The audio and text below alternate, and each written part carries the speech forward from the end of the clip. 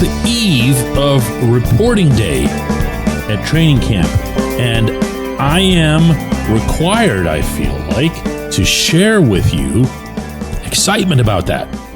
Except I don't get it from your direction. Not yet, anyway. Maybe I'm wrong. Good morning to you. Good Tuesday morning. I'm Dejan Kovacevic of DK Pittsburgh Sports. This is Daily Shot of Steelers. It comes your way bright and early every weekday. If you're into hockey and or baseball, I also offer daily shots of Penguins and Pirates, the same place that you found this. We reporter types are allowed onto the campus at St. Vincent College at 9 a.m. The players are supposed to begin arriving about an hour later. And from there, you'll be able to pick up on various interviews with various athletes over the course of the following a little less than 3 hours, between 10 and 1. The run test takes place at 4, and Mike Tomlin is to speak in a formal press conference setting shortly after that. And there'll be a lot of news, even though the first real day of training camp isn't until Thursday and the first real practice and all that stuff. You're going to have new players talking for the first time. You're going to have TJ Watt talking about his contract for the first time. You're going to have Aaron Rodgers showing up at a dorm. Lots and lots of stuff. And I hope you take this in the spirit that it's intended. But I'm going to guess that in 31 of the NFL's 32 markets, there would be electricity about this roster that's been assembled. And that's with a capital electricity. If only for the names on that roster. Never mind all the realistic prognoses and looking at age and experience and injuries and so forth. The names alone would have people going bonkers. I was joking yesterday with a listener who stopped in at our downtown headquarters and studio that if the Steelers had stopped with the trade for DK Metcalf, if that had been their only move, that would have been enough to send the needle shooting off the meter in 31 out of 32 markets.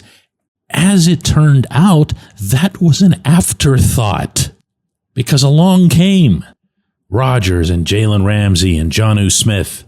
Along came what appears to be a significant draft class.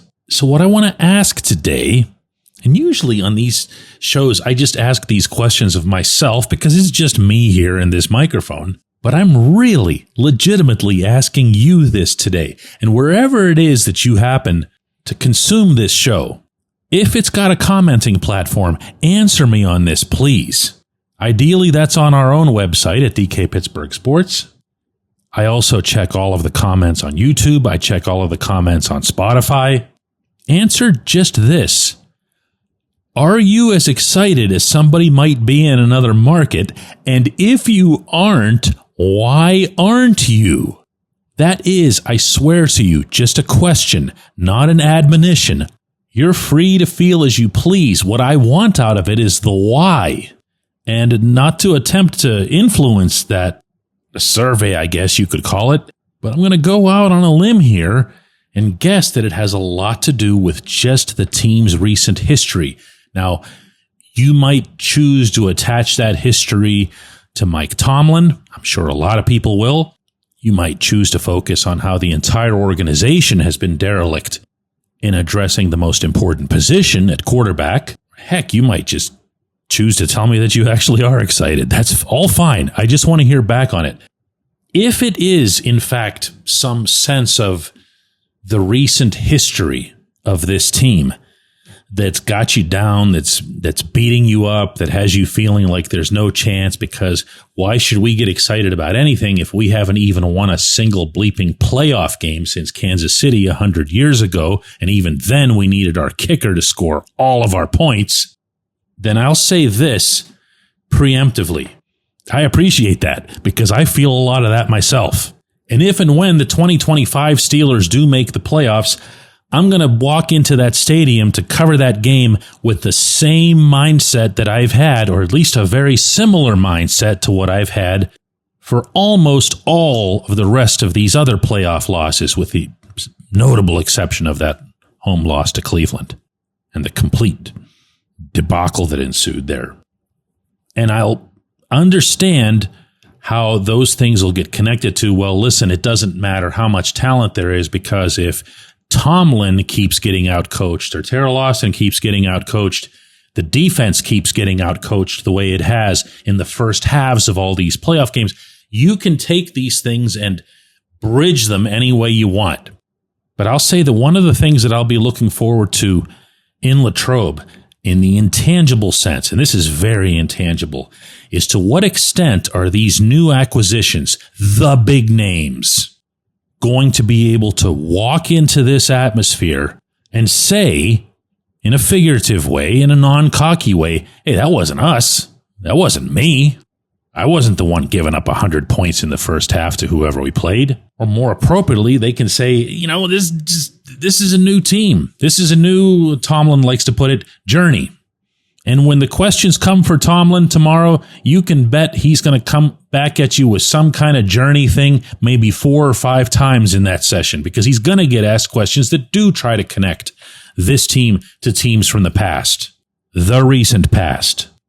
And the reason I want this out of the way now, among all of us here, is that I've also got this feeling that once this camp gets going and somebody starts making some kind of highlights on Chuck Noll Field, and then it gets to a preseason game, that it's going to swing this pendulum so far in the other direction, you're not even going to remember how you felt on Tuesday, the 22nd of July, when we come back, J1Q.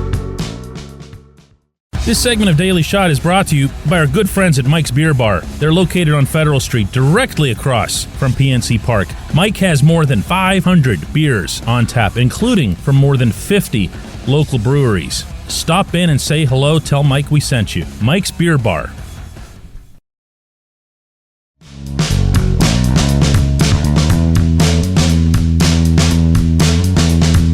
And today's J1Q comes from Luke, who says, DK revisiting everybody's favorite question from the past year.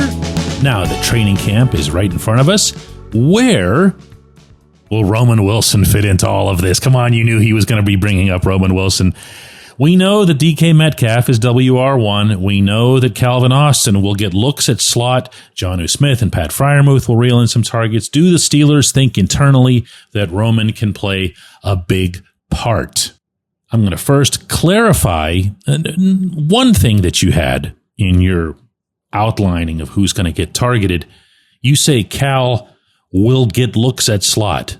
No, Cal is the guy. Cal is the WR3 in this scheme.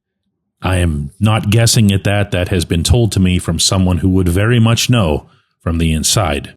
The intent is to utilize Cal, to utilize his extraordinary speed, and to take advantage of what ideally will be weaknesses in the defense that'll be based on the defense needing to get bigger to handle the Steelers' offensive size.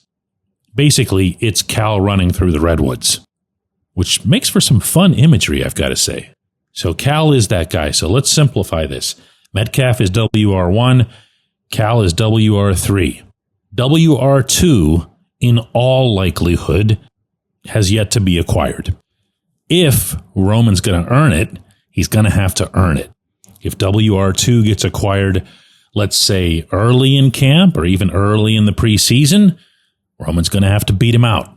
If the Steelers are going to be in some form or other discouraged from going out and finding their WR2, then Roman's going to have to really show himself right away. He's going to have to separate from the pack right away.